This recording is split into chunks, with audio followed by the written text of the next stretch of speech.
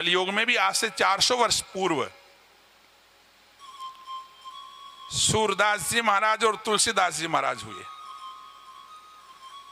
और धर्म का प्रचार करने के लिए अपराध मान करके सूरदास जी को और तुलसीदास जी को दोनों को जेल में डाल दिया अकबर ने। उस समय अकबर का शासन था, दोनों को जेल में डाल दिया। धर्म का प्रचार करते हैं, हमारे सनातन धर्म का प्रचार करते थे वो, उस समय वर्जित था है? उस समय तो धर्म परिवर्तन करवा रहे थे, तो दोनों को जेल में डाल दिया।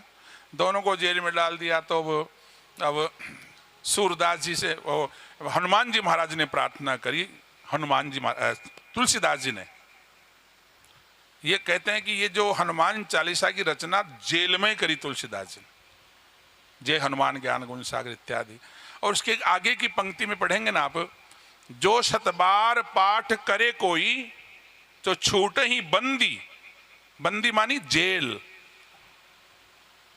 तो अपने को बंदी से छूटने के लिए तुलसीदास जी महाराज ने हनुमान जी को याद किया। ये हनुमान चालीसा की रचना वहीं पर करी। तो हनुमान जी महाराज ने देखा कि मेरा भक्त दुख पा रहा है, तो प्रातःकाल होते ही पूरी दिल्ली में बंदर ही बंदर हो गए। जितनी जनसंख्या थी उससे 4 गुना बंदर, और पूरी दिल्ली को तहस नहस करने लगे। महलों में घुस गए, उनकी बीबियों के बाल पकड़ पकड़ करके खींच लाए बाहर। हाहाकार मच गया, हाँ हाहाकार मच गया। तो उस समय अकबर को सूचना दी कि महाराज इन्हें बंदूक का काम न तलवार का काम, किसी के बस की बात नहीं, ये बंदर किसी के बस में आने वाले नहीं है, ये दिल्ली को तहस नहस कर देंगे। इतने बंदर आ गए। तो दरबार बुलाया। तो दरबार में उस समय नवरत्नों में से अपने धर्म के, हिंदू धर्म के भी 3 रत्न थे उस समय। अकबर के दरबार जो नवरत्न थे उसमें जैसे बीरबल जैसे थे, टोडरमल जैसे थे, ऐसे 3 रत्न हिंदुओं के रखता था वो। उनसे बुलाया कि भैया ये क्या हो गया कि महाराज, और तो हमारे जो है जो सनातन धर्म के जो भक्त हैं, संत हैं, उनको आपने जेल में डाल दिया, ये उसी का चमत्कार है। तो कैसे बचें कि इनको बाहर निकालो, बच जाओगे, इनको बाहर निकाल दोगे बंदर भी चले जाएंगे। हाँ, ये तुलसीदास जी महाराज है ना, ये बड़े उच्च कोटि के संत, आपने जेल में डाल दिया। उन बंदरों से बचने के लिए अकबर ने उनको जेल से मुक्त किया। ठीक है, सूरदास जी को और दोनों को मुक्त कर दिया। अब मुक्त कर दिया, सूरदास जी अंधे थे, तुलसीदास जी के नेत्र थे। अंगुली पकड़ करके सूरदास जी को वहां से निकले बाहर निकल करके दिल्ली से बाहर निकले। बाहर निकल के जो मथुरा या वृंदावन से निकल रहे थे, तो सूरदास जी ने कह दिया हमारा तो विश्राम आज यहीं पर है, भगवान बांके बिहारी जी के दरबार में, हमको तो यहीं बैठा दो। आप अयोध्या जाना है राम जी के पास, तो राम जी के पास चले जाओ। सूरदास जी को बैठा दिया गोखे पर, भगवान के ठाकुर जी के द्वार पर। अब जब तुलसीदास जी आगे जाने लगे तो मन में विचार हुआ कि चलो ठाकुर जी को प्रणाम तो कर लें। मंदिर के सामने से जब भी निकलता कोई भी तो प्रणाम तो जरूर करना पड़ता, मर्यादा है मंदिर की।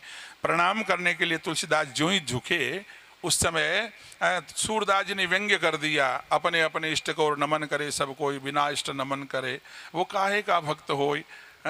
जो भाई तुम्हारे आराध्य देव तो राम जी हैं, और आप हमारे देवता को कृष्ण भगवान को प्रणाम कर रहे हो, ये तरीका नहीं है। हाँ, तो तुलसीदास जी जुगवा ला गया, उल्टा ही खड़ा होगा यहाँ प्रणाम कौन करी, खड़ा होगा वापस। हाँ, अब खड़े हो गए तो अब मन में विचार हुआ कि बिना प्रणाम किए जाएंगे तो मर्यादा खत्म है, और प्रणाम करते हैं तो ये सूरदास बीच में बैठा है, क्या करें।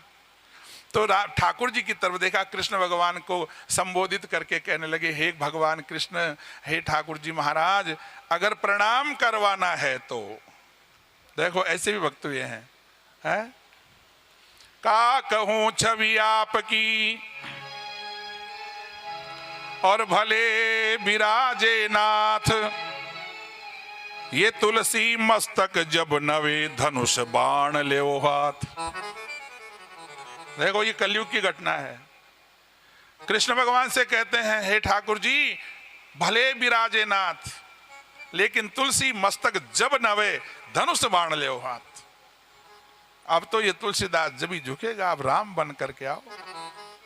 भगवान ने देखा हठीला भक्त है, ये झुकने वाला नहीं है, अब तो राम बनना ही पड़ेगा। कित मुरली और कित चंद्रिका और कित गोपियन को साथ। हाँ, वाह रे वाह, कहां तो मुरली हाथ में थी, कहां गोपियां पास में खड़ी थी। कित मुरली कित चंद्रिका कित गोपियन को साथ, अपने भक्त के कारणे श्री कृष्ण बने रघुनाथ। हाँ, वहां पर राम जी बन करके वही धनुष बाण लेकर के भगवान प्रकट हो गए। तुलसीदास जी ने दंडवत प्रणाम किया।